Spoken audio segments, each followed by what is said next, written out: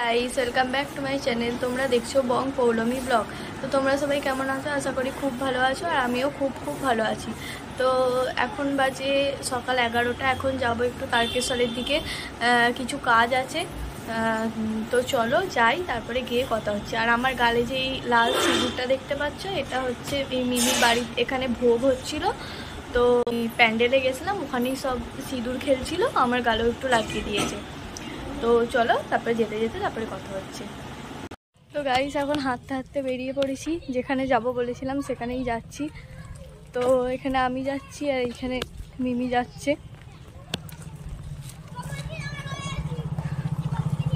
তাকাও গো, হাই। তো চলো তারপরে গিয়ে তোমাদের সাথে কথা হচ্ছে। বাবা কি গরম, এত গরমে আর পাচ্ছি না। গরম কেমন? দারুণ। তো হাঁটতে হাঁটতে আসছিলাম, তো তারপরে টোটো পেয়ে গেলাম, টোটোতেই উঠে পড়েছি। এখন যাচ্ছি তারকেশ্বরের দিকে, তো চলো যাওয়া যাক। তারপর টোটো করে এসে জয়কৃষ্ণ বাজারে নামলাম, ওখানে তরমুজ কিনলাম, তারপরে ফোনের দোকানে ঢুকলাম, আমার একটা কভার কিনলাম। তো তারপরে এখন হেঁটে হেঁটে যাচ্ছি, এখানে মাছের বাজার বসেছিল, এটাই তোমাদের দেখাচ্ছিলাম। আর আমরা যখন আসছিলাম তখন গেট পড়ে গিয়েছিল, তো এই ট্রেনটার জন্যই গেটটা পড়েছিল। আর এদিকে বাচ্চাগুলো স্কুল থেকে ফিরছিল, ওদেরকে বলছিলাম যে আসতে ছুটতে, ওরা কিছুতেই শুনবে না।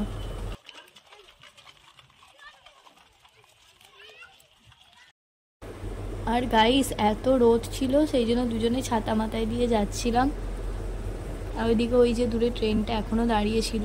মধ্যে পরীক্ষা 30-এর মধ্যে 10 পেয়েছো কেন? 30-এর মধ্যে 10 পেয়েছো কেন?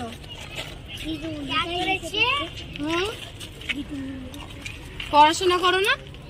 কেন পড়ো তাহলে? তুমি 10 পেলে কেন? তুমি কত পেয়েছো? ও 30-এ 30? তাহলে 5 পেয়ে তুমি 30 পেয়ে। রেজাল্ট দেখি। পড়াশোনা করে না? তোমাদের বাড়ি কোথায়?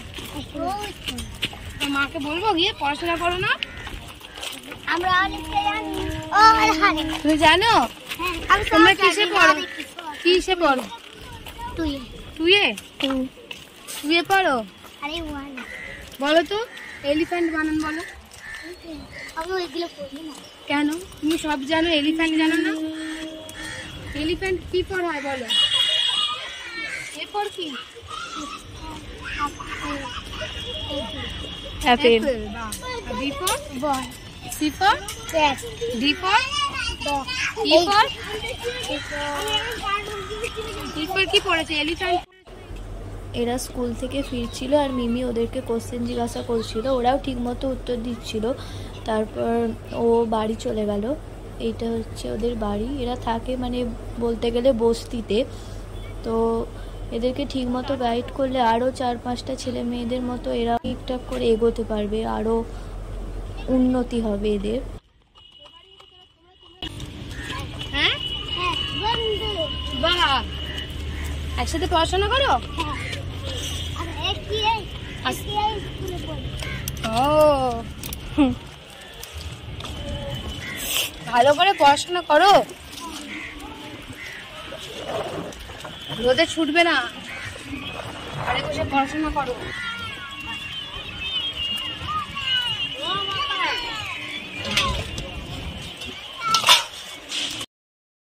তো এদিকে দুপুরও হয়ে গেছে, অনেক খিদেও পেয়ে গেছে, দোকান খুঁজছিলাম খাবারের।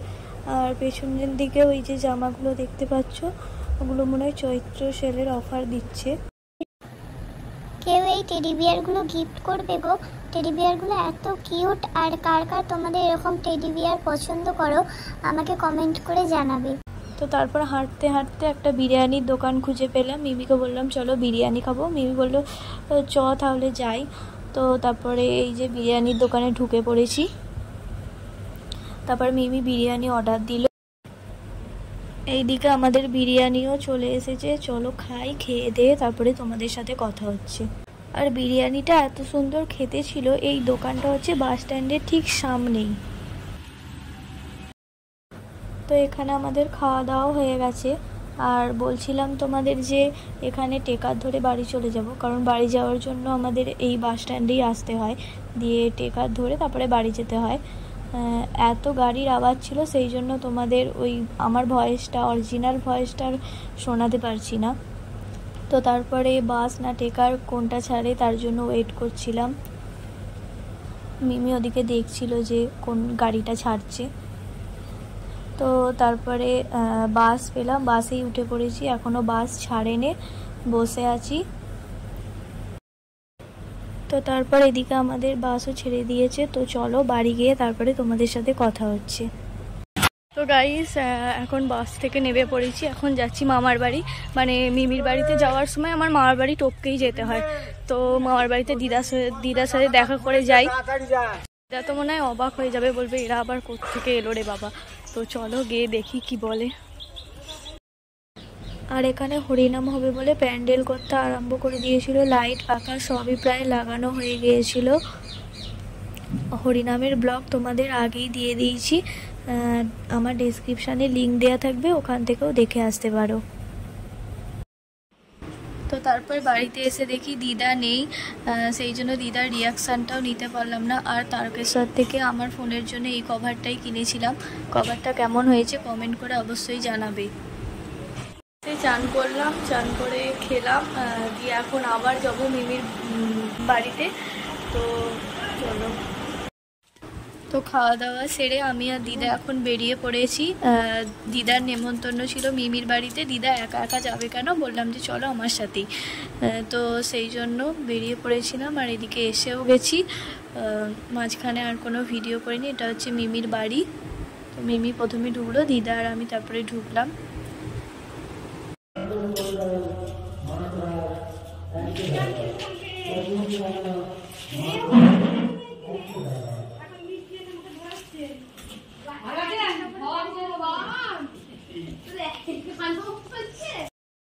তারপরে একটু সন্ধে হতেই এখানে খাওয়াতে বসিয়ে দিয়েছিল, মানে যেখানে হরিনাম হচ্ছিল সেখানে। তো এখানে সবাই খাচ্ছিল, আমরাও একটু পরে খাবো, দেখতে পাবে। তো এখানে মোটামুটি ভিড় হয়েছিল। আমার মামার বাড়ির থেকে এখানে কম ভিড়, আমার মামার বাড়িতে তো জায়গাই দেওয়া যায় না।